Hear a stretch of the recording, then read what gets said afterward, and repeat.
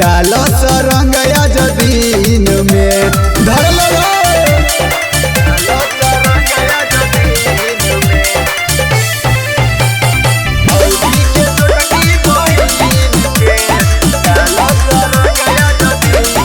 गोरे गोरे गाल तो रंगब ये साली ज्यादा कुछ न करब ये साली गोरे गोरे गाल तो रंगब ये साली ज्यादा कुछ न करब ये साली आब तू नीचा तबे भरी इच्छा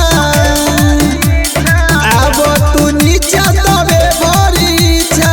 डाले द रंग समीज में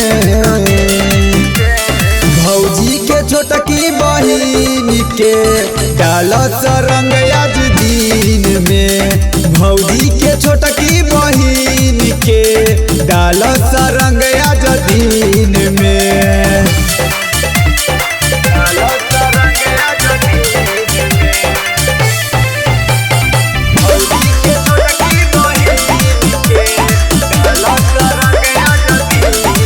भौजी साली खातिर आइल बा होली शिवम रंगी दुनु जानी के चोली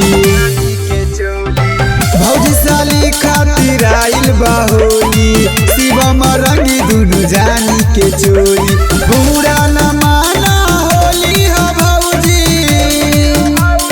बुरा न माना होली हो भौजी खेले दया अपन बहिन से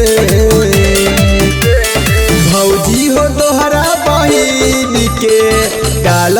रंग आज दिन में भौजी हो तोहरा बहिन के डाल रंग आज दिन में भर होली छूट दे दा।